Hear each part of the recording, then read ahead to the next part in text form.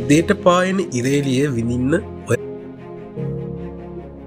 උදේට පායන ඉරේලිය විඳින්න ඔයත් කැමති ඇති. ඇත්තටම ඒක ඉතාම හොඳ පුරුද්දක්. මොකද අපේ ඇඟේ සමතුලිතතාවයට වගේම මානසික නිරෝගීතාවයට බලපානවා. සූර්යාලෝකයට ඔයාගේ අස්ථි ශක්තිමත් කරන්න වගේම හොඳ ප්‍රතිශක්තියක් ලබා දෙන්නත් ගොඩාක් වැදගත් වෙනවා. ඔයාගේ ආහාර ජීර්ණ පද්ධතියේ අපහසුතාවයන් සුව කර ගැනීමටත් ගොඩාක් උදව් වෙනවා. ඉතින් මේ හැමදේම කරන්න පුළුවන් ඒජන්ට් කෙනෙක් සූර්යාලෝකයේ මගින් අපේ ඇඟේ නිෂ්පාදනය කරනවා. ඒ තමයි විටමින් D කියන්නේ. ඉතින් මේ විටමින් D සූර්යාලෝකය මගින් විතරක් නෙමේ අපිට ස්වභාවිකව ගන්න පුළුවන් ආහාරත් තියෙනවා. ඒ තමයි බිම්මල්, ටෝෆු වගේ ආහාර. ඉතින් ඔයත් අවම විනාඩි 15ක්වත් දැසන හිරු එළිය විඳින්න අමතක කරන්න එපා. ඒක ඔයාගේ ජීවිතය සුවපත් කරන්න ගොඩාක් උදව් වෙනවා. මේ හැමදේම ඔයා ළඟටම ගෙන්න ගන්න අපිව subscribe කරලා